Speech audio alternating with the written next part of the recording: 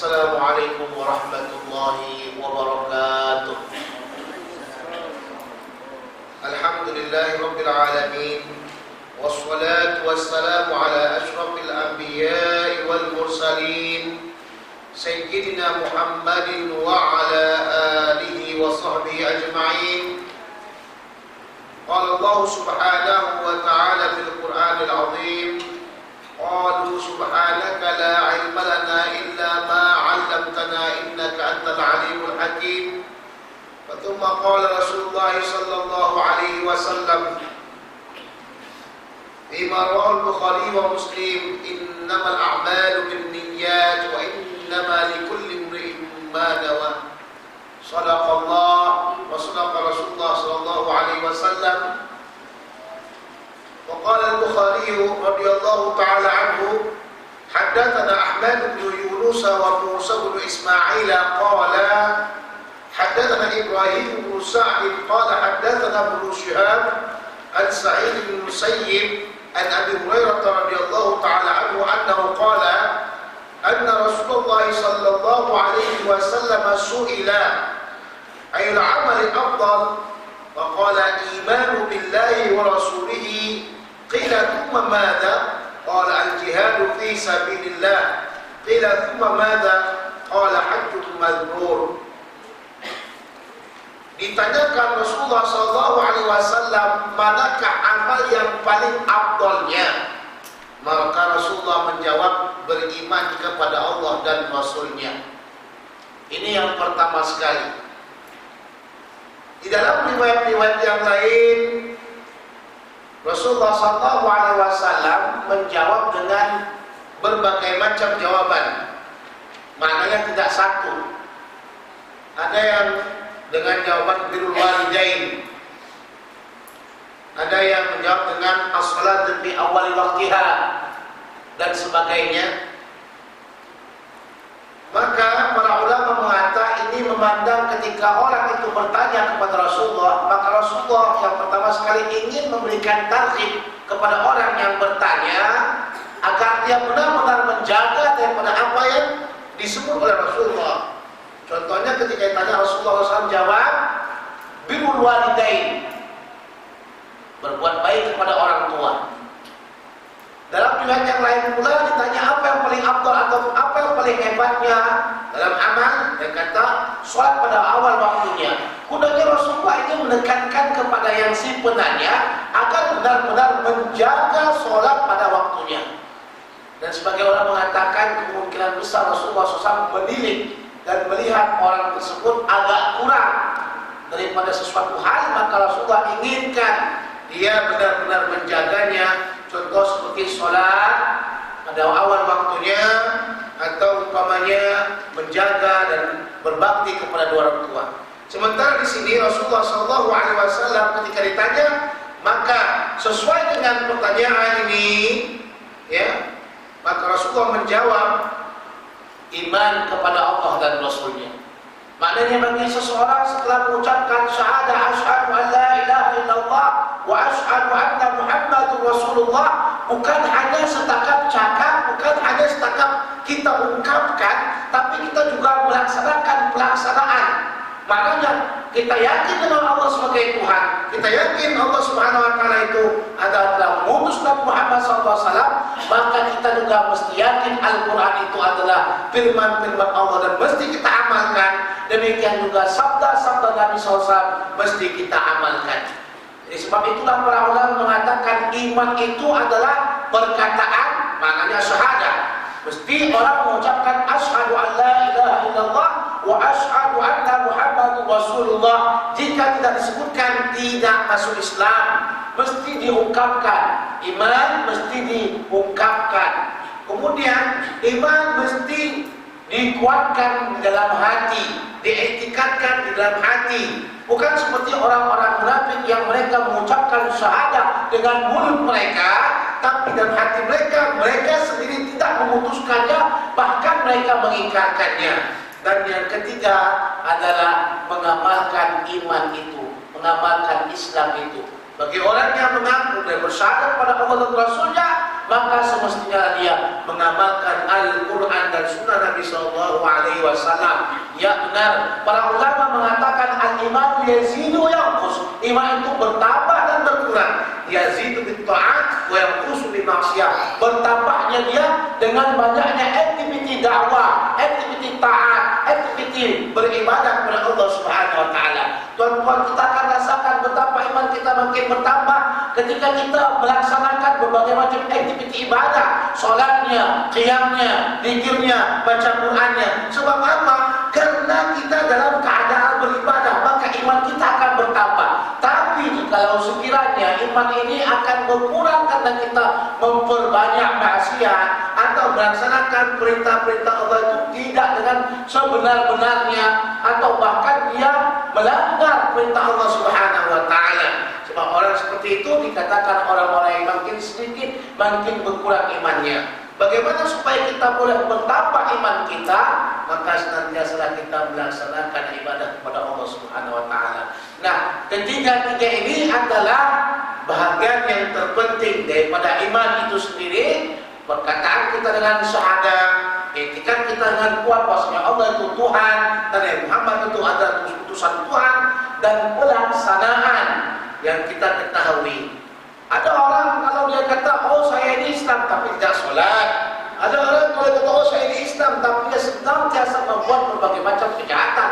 Maka semestinya kita tinggalkan agar kita termasuk orang-orang yang benar-benar beriman. Kemudian ditanya, kemudian apa lagi setelah itu? Dia kata jihad fisabilillah.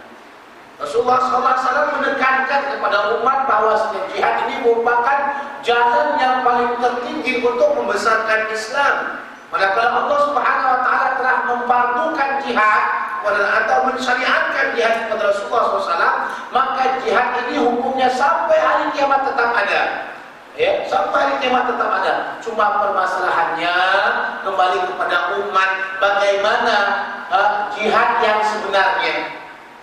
Apa maksud jihad yang sebenarnya? Jihad yang memang diperlukan dan jihad yang memang tepat pada tempatnya. Hari ini kita kadang-kadang melihat satu bab masalah jihad, kita kadang-kadang tidak paham siapa yang mau kita jihadkan. Ya, yang kita jihadkan itu adalah orang-orang kafir yang menyerang kita, yang membasmi kita, yang membunuh kita dan yang melawan kita. Jadi kita tengok sekarang ini ada namanya pengelompokan daripada kaum ISIS, atau dalam bahasa Arabnya Daesh, yang ini kata mereka ingin membuatkan khalifah, sementara mereka sendiri menghancurkan norma-norma Islam dan tidak mengikuti Al-Quranul Karim. Yang mereka bunuh adalah orang-orang Islam seperti orang-orang Kurdi. Orang Kurdi itu Islam dari zaman ke zaman. Di antara daripada pembesar mereka Salahuddin Al-Ayyubi, seorang Kurdi, dan kebanyakan orang Kurdi adalah orang-orang bermadhab Syafi'i. Bukan hanya orang Syiah mereka bunuh, tapi orang Islam, ahli sunnah pun mereka bunuh. Ya kalau sekiranya memang orang Syiah, kenapa kita mesti bunuh Syiah? Orang Syiah memang mereka keluar daripada ahli sunnah wal jamaah, tapi mereka sudah ada pada zaman dahulu lagi. Pada zaman Imam Ali mereka sudah ada, pada zaman daripada setelah itu juga mereka sudah ada. Tapi kita orang Islam tidak mau bunuh mereka. Ada jalan besar, ada tempat yang perlu dijihadkan, tapi kenapa tidak berjihad sana? Mereka memiliki berbagai macam senjata yang hebat. Bahkan mereka dapat menjatuhkan pesawat yang sangat bagus dan hebat daripada pesawat Yordania. Ya, mereka jatuhkan dengan tembakan mereka. Berarti mereka memiliki kecanggihan yang sangat hebat dalam berperang. Tapi kenapa mereka tidak menghancurkan dan memerangi Israel? Itu tempat jihad. Maka Islam mesti mengetahui permasalahan di dunia ini, kenapa kita ditindas dan sebagainya. Itu tempatnya, asal usulnya adalah tempat Palestina. Sebab itu bayangkan hikmah kenapa Allah SWT sebutkan dalam Quran, subhanalladzi asra bi'abdihi lailan minal masjidil haram ilal masjidil aqsa, agar kita ketahui Masjidil Aqsa adalah tempat kita, tanah kita, masjid kita, dan kita punya kewajiban untuk mengembalikannya ke tangan kita. Dalam satu hadis dalam Sahih Bukhari dikatakan, syahrul barakah ala yaumil qiyamah. Negeri itu adalah ribat. Makna ribat tempat daripada para tentara berkumpul sampai hari kiamat. Dari sini saya ketahui daerah Syam, terkhususnya Palestina adalah tempat bertempurnya umat Islam di sana sampai hari kiamat. Dan disinilah Allah memberikan keistimewaan dan kemuliaan bagi umat Islam yang mengikuti peperangan menghancurkan musuh-musuh Allah SWT. Kalau tidak karena itu tak akan mungkin kita dapatkan jihad. Ya, kita lihat bagaimana Islam sampai ke Nusantara tidak ada apa namanya jihad, tidak ada apa-apa. Tapi kita lihat kenapa Islam ya membenarkan jihad. Manakala umat Islam ya dibunuh, disiksa, diintimidasi, maka datanglah perintah Allah Subhanahu wa taala untuk berjihad. Dan jihad ini Allah Subhanahu wa taala perintah untuk bersama dengan pemimpin, bersama dengan khalifah turun tangan. Dan jihad juga tuan-tuan memiliki cara dan etika. Cara dan etika. Kita tidak boleh melaksanakan jihad hampir sama dengan orang kafir. Apa bedanya kita dengan orang kafir? Kalau kita masuk ke dalam satu negeri, kita jihad, kemudian kita bunuh semuanya. Apa perbedaannya kita dengan orang kafir yang membunuh semuanya? Maka umat Islam dalam berjihadnya, ketika dia datang ke satu negeri, maka mereka tidak akan potong pohon-pohon mereka, tidak akan bakar rumah-rumah mereka, tidak akan membunuh perempuan-perempuan kecuali perempuan yang mengikuti peperangan, tidak akan membunuh orang-orang tua, dan juga tidak akan membunuh anak-anak kecil. Inilah akhlak umat Islam dalam berperang. Sebab itulah orang-orang kafir dahulu ingin sangat umat Islam datang ke negeri mereka, mengambil mereka, karena mereka rasakan betapa dahsyat dan zalimnya pemimpin-pemimpin kafir mereka, seperti yang terjadi di Mesir. Mereka berharap-harap tentara Islam daripada Amr bin As datang untuk membuka mereka, karena melihat umat Islam yang sangat adil, umat Islam yang memiliki keadilan, memberikan keadilan kepada siapa saja. Masya Allah, ini adalah konsep Islam yang sangat bagus. Bukan maknanya Islam itu kalau jahat, bunuh. Tidak. Kita punya etika, kita punya cara, kita punya akhlak dalam berperang. Itu pun mesti membuatkan persyaratan lagi. Yang pertama, kita tidak boleh bunuh mereka langsung. Kita kata, siapa yang mau masuk Islam?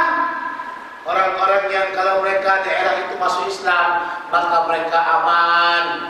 Hatta yashhadu an la ilaha illallah wa anna Muhammad Rasulullah sallallahu alaihi wasallam. Jika mereka tak masuk Islam, maka diberi lagi syarat, apakah kamu mau bayar jizyah atau tidak? Kalau mereka mau bayar jizyah, maka mereka juga akan aman, ya, bukan langsung gempur begitu saja. Kemudian yang ketiganya, tuan-tuan sekaliannya, haji mabrur. Ini bagi yang belum pergi haji, tolong sisipkan, daftarkan, ya, karena saya tahu di Malaysia ini sekarang sudah mungkin puluhan mau pergi haji. Jadi umur masih lagi kecil, kita sudah daftarkan dia. Maknanya kita umat Islam disuruh untuk kaya. Umat Islam disuruh untuk kaya. Bayangkan kalau sekiranya umur 60 tahun atau umur 70 tahun mendaftar, itu pasti hajinya haji badal. Paham tak haji badal? Sudah mati kian sudah, nunggu giliran. Bila dari tabung haji tak turunkan nama saya. Jadi tuan-tuan sekaliannya, haji mabrur ini tidak ada balasannya kecuali surga. Bagaimana haji mabrur? Pulang daripada haji, ya, pulang daripada haji sampai ke kampungnya, matanya sudah bertukar, matanya tidak lagi melihat yang haram-haram, mulutnya tidak lagi cakap benda yang haram-haram, kakinya tak lagi melangkah ke haram-haram, tangannya tak pegang lagi benda yang haram-haram, semuanya baik dah, bertobat, betul-betul bertobat dengan haji yang mabrur. Ada yang haji mabrur, bukan mabrur buru-buru. Pulang dari Mekah, maklum dari Mekah bukan haji shopping. Di Mekah haji bukan haji shopping. Shopping di mana? Shopping di berbagai macam. Kita naik turun lift. Tawaf bukan melihat keagungan Ka'bah yang begitu megah, tapi sibuk matanya memandang kawan zam. Labbaik Allahumma labbaik, sampai kaki kawan pun tinjakan. Ada masalah. Kita kalau tawaf jangan nampak itu bid'ah itu. Besar bid'ah kita yang menjam itu membuat orang lalai. Ka'bah yang besar ini lebih agung, lebih besar, lebih istimewa, dan dapat pahala melihatnya. Di antara benda-benda yang kita diberikan pahala melihatnya, pertama Ka'bah. Kalau kita tengok Ka'bah, makanya bagi orang-orang yang dekat dengan Masjidil Haram, kalau dia sholat, dia disunatkan melihat Ka'bah, bukan tengok bawah. Nah, kalau macam kita tengok bawah, tuan, supaya khusyuk. Tapi kalau kita sholat dekat dengan Ka'bah, nampak Ka'bah kita, Allahu Akbar, tengok Ka'bah terus. Itu sunnah hukumnya, ya. Sunnah hukumnya kita melihat Ka'bah. Kenapa jihad tidak dimasukkan dalam rukun Islam? Karena jihad ini ya bukan saja tentang pada fardu ain, kadang-kadang ada fardu kifayah. Sebab itu para ulama mengatakan jihad tidak dimasukkan ke dalam fardu rukun-rukun Islam. Nah, rukun Islam yang 5 ini semuanya fardu ain, ya. Yang cuma permasalahannya haji kita mesti mampu. Haji kita mesti mampu, zakat kita mesti mampu, mesti ada duit, ya. Maknanya umat Islam memang disuruh untuk kaya. Pada akhirnya memang umat Islam semuanya nanti akan kaya, sehingga orang-orang semuanya tidak lagi menerima sedekah. Maka kata Rasulullah, bersedekahlah pada masa orang lagi masih mau menerima sedekah. Hanya simpan-simpan duit masuk ke bawah bantal, yang mengambil juga anak kita habis semuanya. Ada tukang sapu. Jadi bersedekahlah pada masa waktu duit kita masih diterima orang. Kalau sudah pada waktu orang semuanya dah kaya, saya tengok umat Islam sekarang dah makin sedikit makin kaya. Sedang Rasulullah, Rasul kata itu sedekahlah kamu mana umat Islam makin kaya. Sekarang jumlah orang per tahun atau per bulan saja ingin pergi umrah ramai. Kalau kita pergi ke Masjidil Haram, tengok muka orang Melayu je lah. Tengok muka apa? Orang Melayu. Apa pasal? Karena makin kaya umat Islam. Dulu orang tak umrah kira-kira lagi. Sekarang pergi umrah banyak, maknanya kita sekarang sudah berlebih duit. Akan datang duit nak beli sedekah pun tak boleh lagi. Kalau kata ni kami nak sedekah wakaf, tidak bangun tahfiz Quran. Oh dah musim kami dah ada tahfiz, kami sudah ada semua yang lengkap, dah tak perlu lagi minta duit katanya. Ini akan datang, ya. Makanya tuan-tuan sekalian, ya, jangan kita berusaha untuk jadi orang kaya, dan ketika kita berkaya, kita mesti membangun Islam dengan harta kita. Ya. Kemudian haddatsana Sulaiman bin Abdul Rabi' qala haddatsana Ismail bin Ja'far qala haddatsana Nafi' bin Malik bin Abi Amir Abu Shu'aib an abihi, yani Malik, an Abi Hurairah radhiyallahu ta'ala anhu an Nabi sallallahu alaihi wasallam annahu qala ayatul munafiqi thalathan idza haddatha kadzaba wa idza wa'ada akhlafa wa idza tumina khana. Tanda-tanda ini masih tanda tahap awal ini. Karena munafik terbagi dua, ada munafik shagir, ada munafik kabir. Ya. Munafik shagir ini seperti inilah. Munafik kabir orang-orang yang sudah memang menyimpankan kekafirannya di dalam hatinya. Nah, tanda-tanda munafik, kalau katanya sebelumnya munafik shagir ini yang berbahaya. Kadang-kadang dari munafik shagir kepada munafik kabir, waliyadu billah.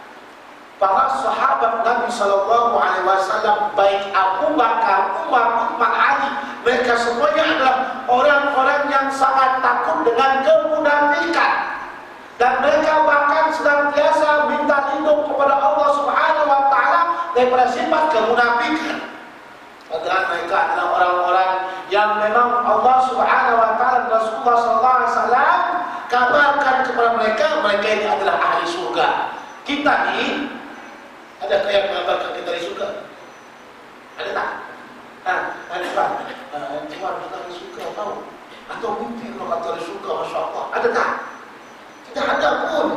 Tapi kita relax je. Kita rasa kita membentuk iman, tak lagi takut kita dengan munafik Allah. Para sahabat takut dengan sifat kemunafikan. Kita relax saja.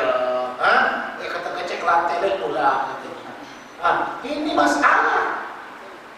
Kenapa kita tidak takut dengan kemunafikan agar jangan masuk kita kepada mereka?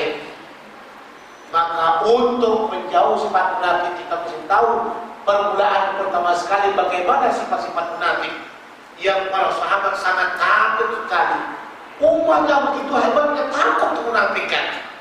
Dan Umar radhiyallahu ta'ala anhu tidak akan dia menyolatkan orang yang kalau dia tahu munafik. Ada seorang sahabat Rasulullah SAW, dia tahu mana-mana orang munafik, kata Rasulullah sebutkan ini orang munafik, ini orang munafik. Tuan-tuan sekalian, ya, Kata Maulana Syekh hari Jumat, Islam tidak mewajibkan, tidak atau kita katakan tidak memaksakan orang untuk masuk Islam. Islam tidak memaksa orang untuk masuk Islam. Tak masuk Islam silakan. Kalau dia tak mau masuk Islam tak apa. Up to you bahasa kampung kami. Nah, tak masuk Islam silakan, tak masuk Islam silakan. Tapi kalau sudah masuk Islam, ingat ada namanya undang-undang wajib dilaksanakan. Tidak keluar dari Islam. Potong, bunuh. Undang-undang namanya memperbaiki agama. Tapi kalau sekiranya belum tak mau masuk Islam, silakan, ada potong-potong. Apa pasal seperti itu? Pasalnya Islam tidak ingin mencetak dan menerbitkan orang-orang munafik. Dengan adanya tekanan, itu namanya kita akan mencetak dan menerbitkan orang-orang munafik. Mulut mereka mengatakan Islam, hati mereka itu orang yang mengingkarkan Islam. Islam tidak mau begitu. Islam ingin kita datang ke Islam dalam keadaan menyerahkan diri, dengan benar-benar yakin dengan Allah, yakin dengan Rasulullah SAW. Ini yang diinginkan Islam. Maka la ikraha fid-din, tidak ada paksaan dalam agama. Maksud tidak ada paksaan dalam agama, mau masuk Islam silakan, tak mau masuk Islam silakan. Tak masuk Islam neraka nanti di akhirat. Tapi kalau masuk Islam ada undang-undang yang mesti diperhatikan dan dilaksanakan. Kalau keluar, jangan macam-macam. Ada namanya hudud untuk dibunuh. Ya, sebagaimana Nabi Sallallahu Alaihi Wasallam yang menciptakan 3 orang yang dibunuh. Ya, di antaranya al-mufarraqul jamaah, orang yang kafir murtad yang dibunuh. Gara-gara apa? Karena ada murtad wal iyad billah. Pertanda munafik ada 3. Ayatul munafik kita lihat. Tidak ada terkadang. Bila dia bercakap dusta, hadis. Bila bercakap dusta, bila dia cakap dia 1000 cakapnya 1 benarnya. Jadi 999 semua dusta Allah. Bahaya. Kenapa begitu? Orang munafik sama Rasulullah SAW, mereka bercakap kepada Rasulullah, tapi tak benar dengan apa mereka cakapkan. Maka kita mesti jujur, walaupun pahit. Mesti bercakap benar, walaupun benda itu sukar untuk diucapkan. Sebab itu saudara-saudara sekalian ya, orang-orang yang jujur ini adalah orang-orang yang nantinya mengikuti daripada Ibrahim alaihissalam. Nabi Ibrahim alaihissalam yang jujur dan sebagainya. Sebab itu Allah Subhanahu wa taala membenci orang-orang yang bersifat bercakap tapi dia berdusta. Waliyadzubillah. Ini kadang-kadang ya boleh kita katakan penyakit umum kita sekarang ini. Penyakit umum kalau cakap suka berdusta. Wa idza wa'ada akhlafa, apabila dia berjanji dia suka tak tepati. Nanti insyaallah jam sekian saya datang jadi okeylah kita berangkat begini. Banyak tak jadi. Tapi yang paling banyak minta maaf saya kalau macam di Intun sana tu ini orang-orang anggota-anggota parlemen dah naik diri kan. Semua pemimpin kata, InsyaAllah kalau sekiranya saya menang jangan takut, jalan rata lah, habis itu hancur semuanya. Ini kita bangun ini, kita bangun itu, jangan takut. Janji tinggal janji tapi tak pernah ditepati. Alangkah mudahnya mengungkapkan janji, tapi alangkah payahnya kita untuk menepati. Betul tak? Ini bahaya. Karena terlampau banyak janji itu akan membahayakan diri. Maka dalam Islam lebih banyak berbuat daripada bercakap itu bagus. Ternyata ini digunakan orang kafir. Orang kafir dia apa yang dibuat Islam dia tahu dia tak amalkan. Kita mesti banyak cakap. Kita sekarang cakap banyak, amal tak ada. Macam di Malaysia kan Mesir kalau bukan khatibnya kalau bercakap tak pakai teks. Naik aja mimbar, wajiblah cakap. Oh, Masya Allah. Tapi pengamalan ada langsung. Yang kita inginkan kita itu sedikit bercakap, tapi amalan banyak. Ini yang kita inginkan. Wa idza tumina khana, apabila diberikan amanah dia berkhianat. Diberikan uang, wakilah, nak kata orang lah. Dititip uang, berkurang. Titip cakap bertambah. Betul tak? Kita suka titipkan cakap bertambah. Titip uang berkurang. Ini tidak ada amanah. Sampai pada hari kiamat, amanah ini sangat susah sekali. Baik daripada pemimpinnya sampai kepada yang dipimpin, amanah ini sangat susah sekali didapat. Ya. Bila diberikan embanan jabatan, bukan dengan benar-benar dijaga, malahan rakyatnya disengsarakan, dizalimi dan sebagainya. Ini Allah Subhanahu wa taala akan pertanyakan di akhirat. Sebab itu tuan-tuan sekaliannya, kita mesti berhati-hati dengan sifat ketiga-tiganya ini. Dalam riwayat yang lain, dalam Sahih Bukhari juga ada tambahan. Ya, dikatakan di situ tambahannya, idza ghadaba fajjar, apabila dia marah maka dia akan pecahkan benda semuanya. Maknanya apa?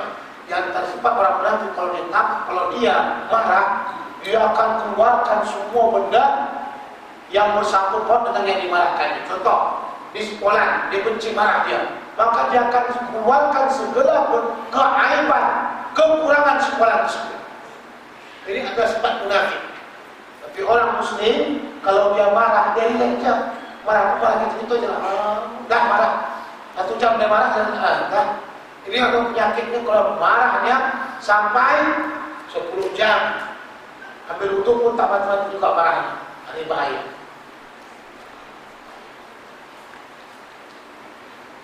وبه قال حدثنا عبد السلام بن مطهر قال حدثنا عمر بن علي عن معن بن محمد الغفاري عن سعيد بن ابي سعيد المقبوري عن ابي هريره رضي الله تعالى عنه عن النبي صلى الله عليه وسلم قال ان الدين يسر ولا يشاد الدين احد الا غلبه فسددوا وقاربوا وابشروا واستعينوا بالغدوه وروحه وشيء من الدرجه. Rasulullah SAW mengatakan sesungguhnya agama itu mudah dan janganlah seseorang atau tidaklah seseorang itu ya akan menyusahkan daripada agama kecuali dia akan kalah daripada yang dia bayangkan tersebut. Maka adalah berlaku benar dan dekatkanlah kamu dengan kebenaran. Kalau kita tak mungkin dapat kebenaran, maka dekatkan sikit dengan kebenaran. Bersyukurlah kamu dapatkan kabar gembira, berikan kabar gembira. Dan kalau kamu mengambil pertolongan daripada paginya dan waktu petangnya ya dengan sesuatu daripada pelaksanaan sholat.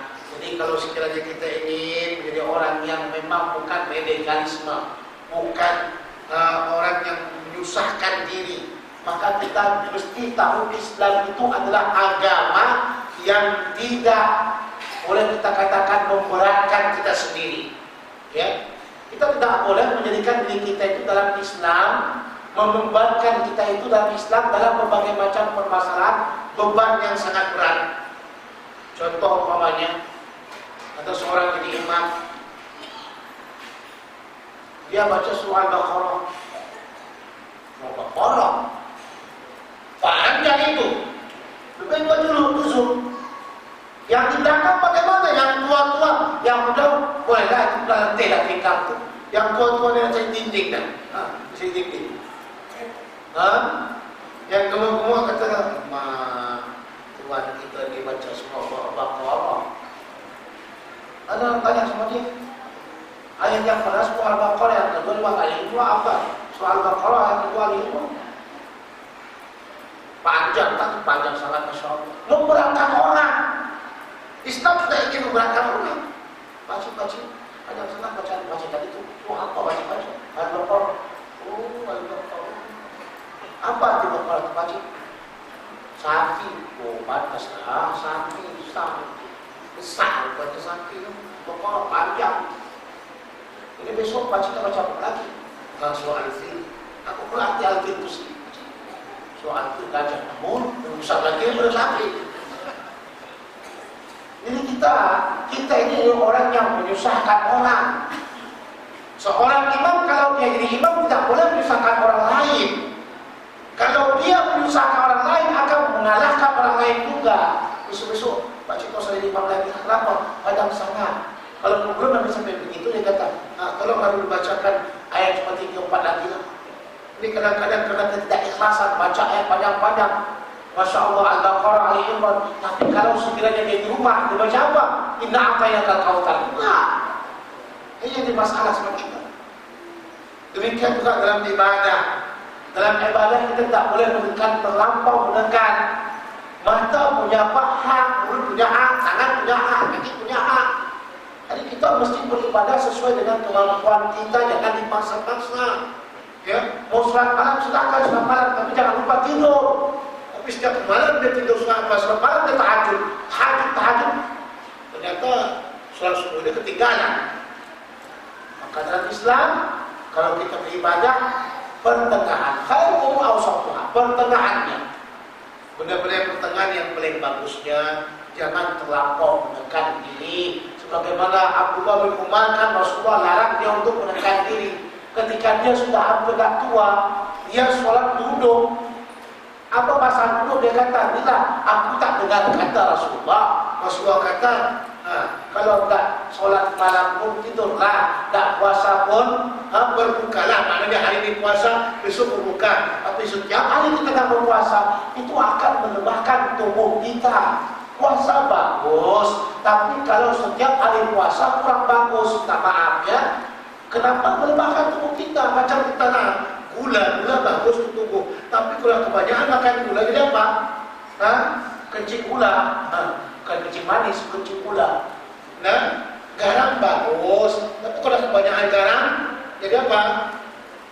Darah tinggi, cepat mampus. Itu jadi masalah. Demikian juga ibadah-ibadah ini. Kita tubuh kuat, iya oke, masih muda kuat, tapi kita mesti jaga. Islam suruh kita jaga. Puasa ini kan gunanya untuk apa? Menekan hawa nafsu. Jadi kalau paling bagusnya kata Rasulullah untuk kita puasa Nabi Daud, hari ini puasa, besok tak puasa, besok puasanya lagi. Itulah yang bagus sama kita. Tapi setiap harinya kita tak puasa, setiap harinya kita puasa, itu gawat. Dan setiap harinya kita tak puasa, Masya Allah, tabarakallah, nafsu macam kambing. Perlu juga kita berpuasa.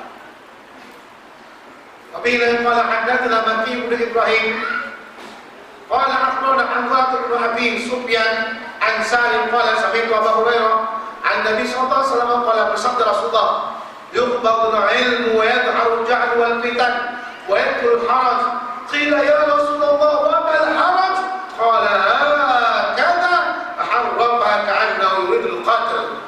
Kata Rasulullah SAW, ilmu ini akan diambil.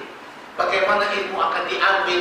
Dalam hadis Sahih Bukhari katakan, Inna Allah yaqbidu ilma la yaqbiduhu bimautil ulama. Allah mencabut ilmu bukan dengan Allah SWT la yaqbidu ilma biqabdil ilmi atau intiza'al ilmi. Allah SWT tidaklah mengambil ilmu itu dengan menarik ilmu. Inna Allah la yaqbidu ilmu intiza'an. Allah mengambil ilmu bukan dengan menarik ilmu dari orang ulama. Contoh umpamanya Syekh Nuruddin kan alim, tiba-tiba tarik itu, kok jadi jahil? Bukan seperti itu. Ya, ulama-ulama yang punya ilmu itu tarik bukan seperti itu. Allah tidak tarik ilmu daripada dada mereka. Walakin Allah yaqbidu ilman biqabdil ulama, akan tapi Allah menarik ilmu dengan mewafatkan ulama. Ini bagaimana ilmu hilang di permukaan bumi? Dengan wafatnya ulama. Setiap tahunnya kita boleh kira berapa banyak ulama meninggal dunia. Tengok Kelantan begitu banyaknya ulama. Dulu ada Tuan Guru Abdullah bin Tapak, Tuan Guru Hashim, Tuan Guru Sulaiman Suram, Tuan Guru Haji Musa dan sebagainya. Sekarang tinggal berapa orang lagi? Di Kedah berapa orang lagi tinggal? Tinggal Tuan Guru Haji Musa, Saleh Sik dan sebagainya. Di sini bapak Tuan Guru lagi. Ulama-ulama ini wafat semuanya. Jadi ada orang kata, kalau itu saya tak mau lagi jadi ulama. Apa pasal? Cepat mampus. Salah itu, pemahaman yang salah. Maknanya ulama itu akan menjadi benda yang sangat unik, benda yang sangat susah didapati. Ya, karena Allah akan cabut mereka akan diwafatkan. Ini kalau kita tengok ulama meninggal, orang relax saja. Ya, relax kata. Dalam televisi pun tak sebutkan, dalam majalah-majalah pun tak sebutkan. Tapi kalau sudah katanya binatang pilih mampus, oh ya Allah, semua televisi masuk. Betul tak? Telah meninggal dunia dengan rahmat Allah Subhanahu wa taala. Seorang penyanyi yang terkenal, Allah, Adakah ulama kita buat seperti itu? Nilai ulama tidak ada lagi harganya kita buat. Padahal sebenarnya saya mau minta tanya dulu. Kalau harimau Malaysia, pernah tengok harimau Malaysia tak? Pernah tak? Pernah kan? Saya juga pernah tengok. Gimana? Bukan di zoo. Harimau Malaysia kan tengok di bagian orang main sepak bola. Ada saya tengok. Kalau harimau Malaysia itu sudah punah, tentu pemerintah kerajaan akan menjaganya. Kenapa? Mahal. Betul tak? Betul tak? Maka sepatutnya juga lah kita, kalau ada ulama, kita jaga. Kita jaga, kita sanjung, kita betul-betul hormati. Kenapa kena ulama? Karena nak gantikan seperti dia ni bukan mudah. Nak ganti 30 tahun kita ganti berjam mudah. Tak letih kan? Betul tak? Sebab itu tuan-tuan sekalian ya, ulama sangat sedikit. Kita tidak buatkan hukum Allah ni mesti banyak ulama. Kalau ulama sedikit, maka bagaimana kita tak menerangkan hukum Allah SWT? Bagaimana kita tak memperpanjangkan hukum Allah SWT kalau ulama sudah tidak ada lagi? Maka sebab itu, tengoklah kita sekarang, anak-anak kita pun semua pilih apa? Masuk sekolah seks, apa semua benda. Masuk agama, kita tak maulah. Ya, kalau kita kesempat berhenti lah, katanya. Tidak susah nak carikan orang yang ulama. Maka kita mesti menghormati ulama. Itulah yang ada bagi kita. Rasul kata, tengok jaminan. Rasul kata ilmu semakin sedikit, makin dekat dengan kiamat, makin sedikit ilmu. Maknanya ulama makin banyak yang berwafatan. Imam Az-Zahabi mengatakan, kalau saya masuk satu kampung, saya akan dapatkan al-hafiz hadis, ahli hadis, pakar hadis itu sebanyak 500-an ahli. Allah, masuk satu kampung 500-an. Itu zaman mereka. Zaman pada tahun 8 Hijriah. Kita zaman sekarang cari musnid, cari hadis tidak mampu kita rasa. Betul tak? Tapi kalau kita nak cari engineering, cari kontraktor, cari apa? Banyak. Cari doktor, lambat. Coba pilih mana murah, mana mahal segala. Betul tak? Cara-cara tak disuntik tu mereka banyaklah gaya tu kan. Tapi coba lihat berapa banyak berlambak kuliah-kuliah syariah. Banyak Azhar. Malaysia saja orang yang ada di Azhar pulang ke sini berapa ratusan. Adakah di antara 100 kan kita kata, adakah di antara 100 yang jadi ulama? Ini yang kita perlukan tuan-tuan sekalian ya. Tidak jadi ulama pun bukan hanya belajar, dia mengamalkan pula, dia paham dan sebagainya. Jadi kata Rasulullah, kalau sudah banyaklah ulama dah meninggal dunia, dicabut ilmu, maka akhirnya kesimpulannya apa? Wa yadhharu jahlu wal fitan. Maka akan timbul kebodohan dan fitnah. Kalau ulama sudah hilang, banyak orang yang jadi bodoh. Dia kata Sahih Bukhari itu apa? Sahih Bukhari tidak sahih. Itu orang bodoh lagi. Apa pasal ulama sudah tidak ada lagi? Mereka tak pegang ulama, mereka pegang apa? Syekh mereka al-alim al-allamah al-Ghazali. Ini yang jadi permasalahan. Nak cakap menghina Nabi SAW, mengarahkan maulid itu katanya macam taipusan. Kita paham. Dalam perangkat maulid orang baca selawat Nabi, apakah disamakan dengan orang berbuat orang kafir? Ini jadi permasalahan kita teman-teman sekalian ya. Kalau sudah ulama tidak ada yang mensyarahkan Quran. Banyak orang yang akan memperlekehkan Al-Quran dan hadis Nabi Sallallahu Alaihi Wasallam. Pada akhirnya wal fitan akan datang fitnah. Ini minta maaf. Sekali lagi saya minta maaf. Wajib saya sampaikan. Suka atau tidak suka. Kalau sudah ulama meninggal, jahil, fitnah akan datang. Di antara fitnah yang tidak dapat kita tak bendung lagi adalah fitnah yang kita lihat sendiri dengan mata kita. Peperangan di Suria, di Libya yang mematikan orang hanya gara-gara ingin menjatuhkan kerajaan yang zalim. Padahal ijma' ulama dalam kitab Syarah Sahih Muslim ijma ulama tidak boleh menjatuhkan kerajaan yang zalim. Kenapa? Karena akan mendatangkan kemudaratan yang lebih besar. Bukan karena masalahnya kita membantu kezaliman, tidak, karena akan terbunuh orang-orang yang lain. Itu permasalahannya. Allah suruh kita untuk menegakkan keadilan, menjatuhkan kezaliman, tapi dengan adanya kita jatuhkan pemimpin yang zalim, maka yang zalim ini akan makin zalim. Dengan makin zalim, makin bertambah fitnah. Tengok Suriah bagaimana sampai sekarang hampir 6 tahun tidak aman-aman. Pada sebelumnya orang boleh makan. Karena kita makan dari Bismillahirrahmanirrahim, Allah baik nanti malah tiba-tiba datang dipikir mangga dan salwa penyembuh berkecai itu butuh. Di Libya pembunuhan orang sekarang ini fitnah. Kenapa? Diikatkan dengan Rasulullah, kata Rasulullah, wa yaqarul haraj, maka akan banyak pembunuhan. Allah Rasul mengatakan 15 abad yang silam. Tuhan, siapa saja yang baca hadis ini wajib betul-betul beriman dengan Rasulullah. Ini bukan main-main.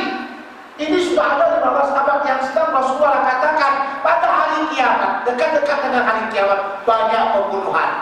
Ini kita tengok tak macam mana? Banyak pembunuhan. Kadang dia tidak tahu kenapa sebab apa dia dibunuh. Macam di Suriah kan? Tahu-tahu mati langsung. Nah, atau di Libya sekarang bunuh-bunuhan itu adalah daripada kata-kata Rasulullah Sallallahu Alaihi Wasallam. Sebab itu tuan-tuan sekaliannya, ya, kita mesti menjaga ini, jangan sampai terjadi di Malaysia huru-hara, tidak baik. Kita sekarang hidup dalam keadaan tenang, walaupun ada begini begitu, tapi boleh makan juga. Coba sekarang orang Suriah, menurut saya Syekh Yusuf di sana, dalam keadaan dingin mereka banyak penyakit, dalam keadaan panas mereka susah, makan pun susah. Kalau sudah katanya pemimpin zalim, kalau dijatuhkan akan tambah zalim dan ini termasuk fitnah besar. Umat Islam tidak ingin fitnah, makanya dalam istilah kaidah irtikabu akhafud dararaini, mengambil darurat yang lebih ringan daripada darurat yang lebih besar. Sebab itu kita disuruh untuk selalu senantiasa berdoa agar pemimpin kita berbuat adil dan tidak berbuat zalim. Itu suruhan kita agar kita benar-benar berdoa setiap malamnya. Ya. Sebab itu kata para ulama-ulama, pemimpin yang zalim adalah cermin rakyat. Karena rakyat tidak akan mungkin memilih pemimpin zalim kalau enggak rakyat itu zalim. Maknanya kalau sekiranya rakyat itu banyak zalimnya, maka dia akan pasti cari pemimpin yang zalim juga. Waliyahulillah, ini mesti kita pegang. Karena saya membaca hadis Nabi, kutub-kutub sita yang lainnya saya baca, dan saya dapatkan apa yang kata Rasulullah SAW berlaku sekarang ini. Ya. Maka Rasulullah kata dia gerakkan tangannya, yang dimaksudnya adalah pembunuhan. Haddatsana Abdul Aziz bin Abdullah qala haddatsana Sulaiman an Amr bin Abi Amr.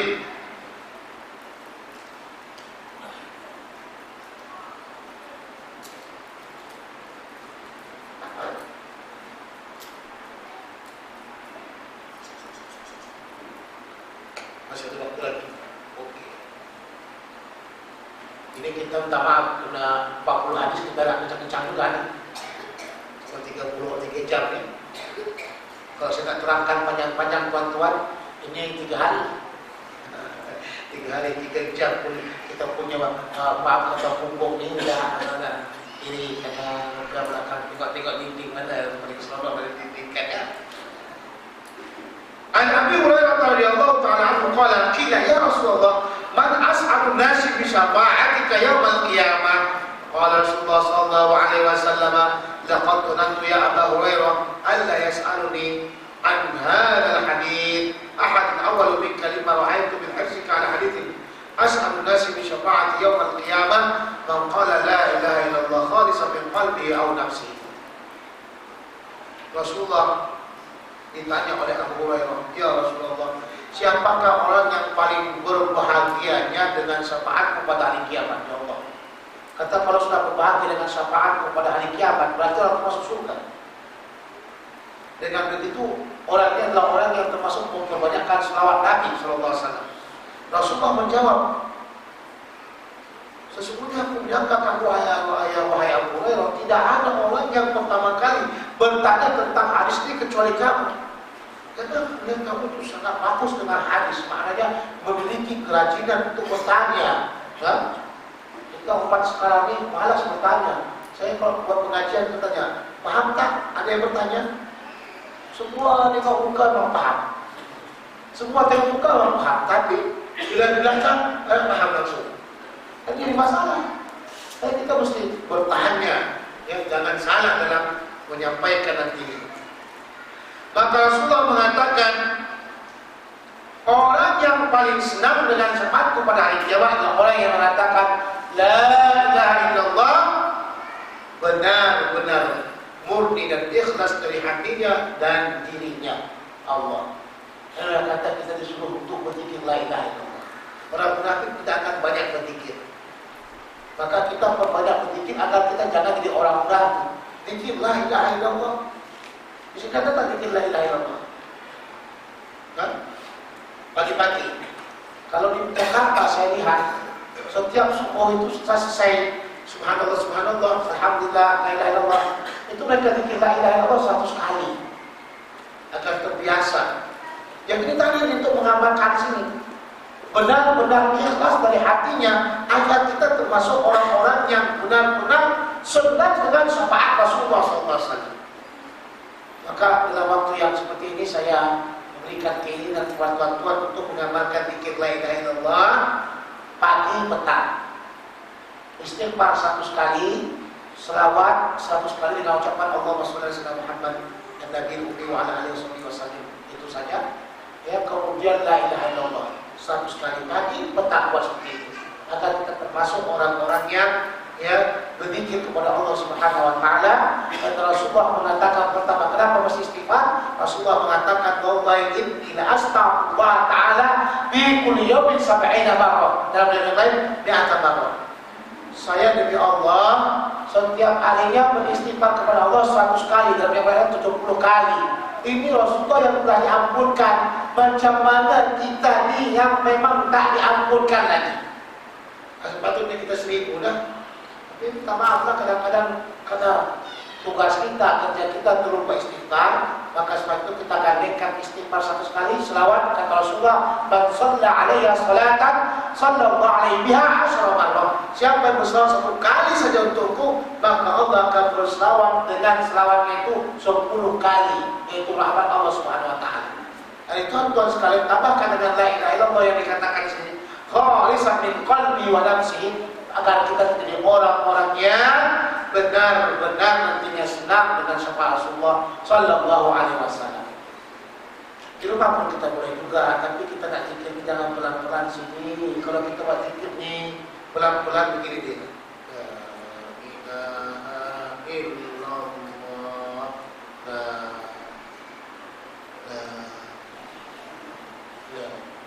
Seperti itu. Mesti kita buatkan suara supaya semangat. Kesemangatan itu ya menggoncang hati sehingga syaitan pun lari. Ya, tapi jangan pula macam-macam. Afdalu dzikri la ilaha illallah, la ilaha illallah. Masuk ke yang 1.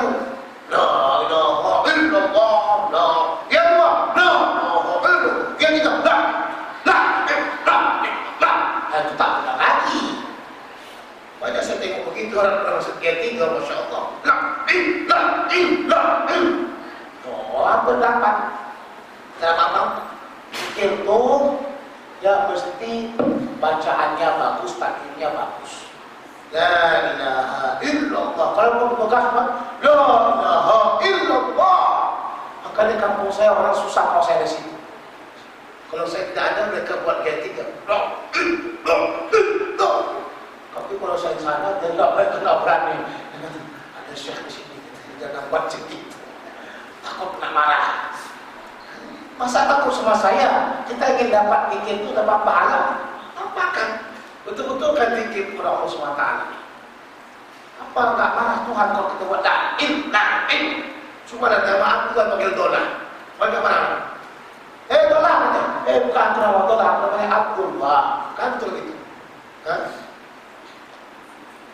وبه قال حدثنا موسى قال حدثنا أبو عوانة عن أبي الحسين عن أبي صالح عن أبي هريرة رضي الله تعالى عنه عن النبي صلى الله عليه وسلم قال تسموا باسمي ولا ترتدوا بكنيتي ومن رآني في المنام فقد رآني فإن الشيطان لا يتمثل في صورتي ومن كذب علي متعمدا فليتبوأ مقعده من النار.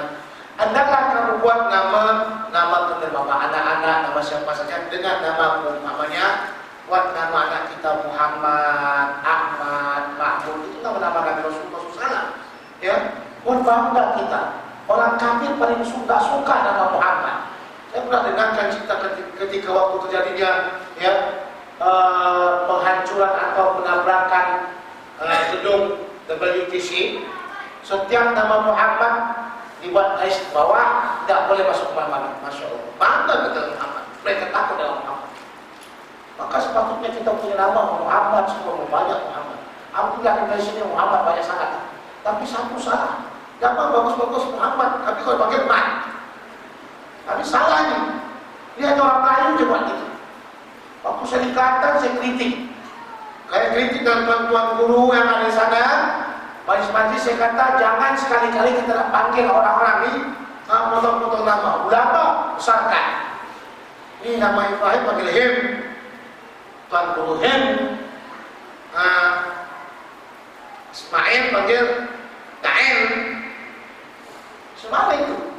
Jangan potong-potong nama tuan-tuan. Kalau nama Abdullah panggil Abdullah, jangan Dola. Apa tak sesat ada orang itu panggil Dola. Dola ini sesat. Panggil baik-baik. Buat nama Muhammad. Kemudian jangan kamu berkunyah dengan kunyahmu. Arti kunyah yang diawal dengan Abu. Tidak boleh kita gunakan Abul Qasim, karena Abul Qasim kuliah Nabi SAW. Tak makan Abu yang lain-lain silahkan, asalkan jangan Abu cucu piring, Abu Jahal. Tadi macam saya punya kuliah namanya Abul Faid, Syekh Yasin Al-Badari namanya Abul Faid, Syekh Al-Hafiz Muhammad Muhammad Az-Zabidi Abul Faid. Ini sunnah Nabi suka gunakan Abu. Yang suami panggil istrinya jangan nama dia Nurlela, orang bagus. Sunnah panggil Ummu apa? Anak kita pertama namanya ada Ummu Adam atau Ummu Jamilah. Itu sunnah. Ini suaminya namanya Situ Iman, Bantu Iman, Ketentu Iman. Istrinya Situ Qiyam. Ada apa Situ Qiyam? Panggil pakai Abu Muhammad. Itu adab dalam Islam disunahkan, ya. Dan siapa saja yang melihatku dalam tidurnya, maka dia telah melihatku, karena syaitan tidak akan mampu berupa dalam rupaku. Maknanya di sini, kalau kita tidur, tiba-tiba kita melihat Rasulullah SAW dengan bentuk yang nyata, bukan cahaya, bentuk yang nyata, yang memang benar-benar sebagaimana yang telah diungkapkan dalam kitab Syama'il Muhammadiyah, hidung mancung, kulit putih, udah, bukan tak lonjong, tak udang, udah, perutnya juga tidak, apa kita kata, tidak buncit seperti saya, kan? Tidak buncit, saya punya buncit, Rasulullah lurus saja. Sudah, kalau kita lihat seperti itu Rasulullah SAW, dan syaitan tak akan mampu berupa seperti itu. Tapi kalau kata aku tengok Rasulullah, jangan mukanya hitamnya itu bukan Rasulullah, itu tukang jual apa? Jual roti canai. Yang kata Rasulullah hitam, Rasulullah kan hitam, Rasulullah putih. Makanya kita mesti sifatkan Rasulullah dengan sebagaimana kitab Syama'il Muhammadiyah.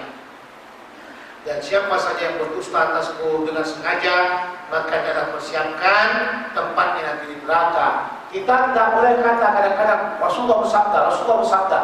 Padahal itu bukan sabda Nabi, hati-hati. Mesti tengok kembali. Banyak saya dengar ke orang, Al-Quran dibuatnya hadis, hadis buatnya Al-Quran. Allah berfirman pada hadis. Tadi nak cakap ni hati-hati. Ya, kalau tak pandai cakap, tak pandai nak katakan kalau tak kalau Rasul, jangan sebut. Tempatnya mana? Neraka. Bukan disebut aja. Bahkan sebab itu tuan-tuan ada kekhususan. Ini orang alim ahli hadis, dia akan banyak bicara hadis. Ini orang ahli apa? Sains, dia akan banyak bicara sains.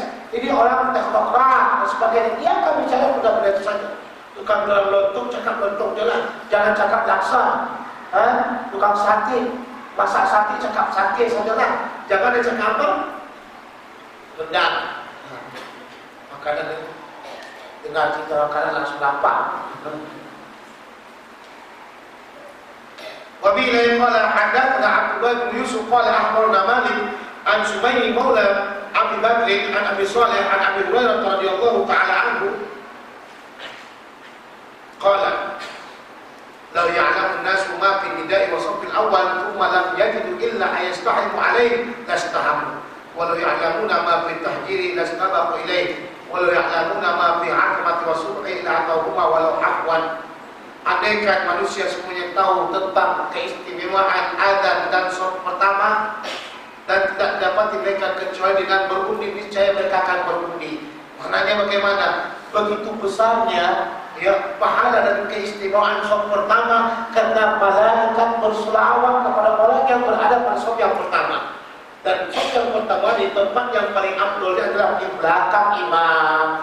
Dan di belakang imam ini mesti faqih. Mesti apa? Faqih, orangnya alim, jangan yang bodoh. Nanti imam batal, susah jadinya.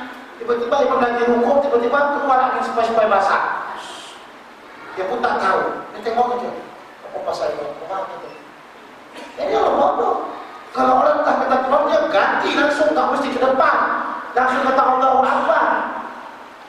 Ini yang bermasalah, pernah kejadian, ya. Imam baru pulang daripada Mekah, jadi sudah dari imam.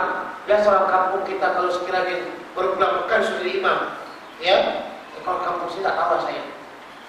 Jadi karena dia baru imam bacanya, dari bacanya sampai pada tahap dia sujud terakhir, maklumlah tadi sebelum pergi makan banyak benda, telur lah, macam-macam. Keluar suara angin sepoi-sepoi basah, tapi orang tak dengar. Ada bantal, semua ada tak jadi ini. Tak tahu saya pada waktu ini. Aduh, jadi kepala fikirkan. Ini kok ketahui mereka malu saya hilang harta haji.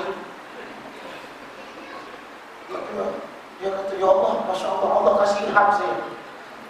Allah kasih ilham, apa ilhamnya? Betul, kehilangan ilham itu tak tahu saya. Kata astagfirullah. Ada jendela. Lompat dari jendela. Yang di belakang kata, Masya Allah, tu imamnya Haji Mabrur lah. Apa pasal? Sebelum kita kayak gini sholat, Masya Allah sekarang, Masya Allah. Sholat lama sujud, khusyuk. Tapi ada pemuda yang memang tak khusyuk lah. Dasar pemuda tak khusyuk. Apa pasal imam bila masa tak sujud? Mati ke apa? Kita tak tahu. Yang kat sikit-sikit, yang kat sikit-sikit. Kita tengok ni imam hilang. Imam hilang! Kita tengok langsung batas musalah. Gara-gara apa imam hilang? Jadi mesti itu mesti ada dalam imam dan makmum. Ya. Jadi jangan dalam masalah ibadah banyak mudah-mudahan tidak mudah dalam ya. Jadi sop pertama sangat baik sekali. Maka bagaimana zaman-zaman sahabat dahulu ini sop-sop ni, sop-sop daripada ini kalau dah katanya sebelum azan sudah penuh semuanya. Kita sudah ada dah komandan, tengok kamu kan sholat subuh. Tak ada. Kita sudah kita bisa tengok apa sholat subuh, subhanallah, Masya Allah ya. Tapi ke kampung-kampung kami kadang imam sholat subuh, dialah imamnya, dialah makmumnya, dia juga bilal. Kalau betul sudah mana pula ngomong tak ada lagi dah. Sholat pertama tak ada langsung, dialah langsung Allah Akbar. Tengah sholat ada sampai nanti. Alhamdulillah ada makmum rupanya. Ada apa? Ada makmum rupanya. Salam, assalamualaikum warahmatullahi. Ternyata tak ada orang ini. Sampai penting tadi itu. Yang bermakmum jin. Itu dia. Dan Tuhan, ini keistimewaan sholat pertama kita mesti ambil. Tapi kalau sekiranya yang di Raudhah Syarifah, di Raudhah mungkin kita akan sibuk bekerja-kerja di Raudhah, karena itu babaina qubri atau babaina baiti wa mimbarin Raudhatun min riyadil jannah. Di antara kuburan atau rumahku itu sampai kepada mimbar itu adalah kebun-kebun surga. Maka orang berpilih-pilih. Kalau sop awal ini mana-mana ada. Sop awal di mana-mana ada. Tapi Raudhah ini cuma ada di Madinah. Ya. tentang pergi ke masjid dengan awal-awal, niscaya mereka akan pergi ke masjid dengan awal. Belum lagi azan sudah datang, ya. Dan jikalau sekiranya mereka mengetahui keistimewaan sholat isya dan subuh, niscaya mereka akan datang kepada keduanya walaupun berangkat. Ini dalam hadis ceritakan tentang fadilah sholat isya dan subuh. Karena orang munafik paling susah melaksanakan sholat isya dan subuh. Kenapa pasalnya? Karena isya ini dia pulang daripada kerja. Bila pulang daripada kerja, orang tersebut akan letih. Bila letih dia akan tertidur langsung. Maka butuhlah orang-orang yang dapat menjaga sholat isya dan subuh dalam keadaan berjamaah.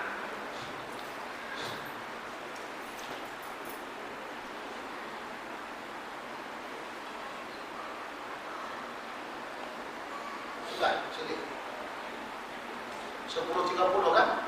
Oke, kita break dahulu, kasih segar dulu Linda nih, nah. Panjang-panjang sangat baca nanti kiri kanan pula dah. Allah Subhanahu wa taala a'la wa a'lam. Kita akan sambung jam 10.45. Oke.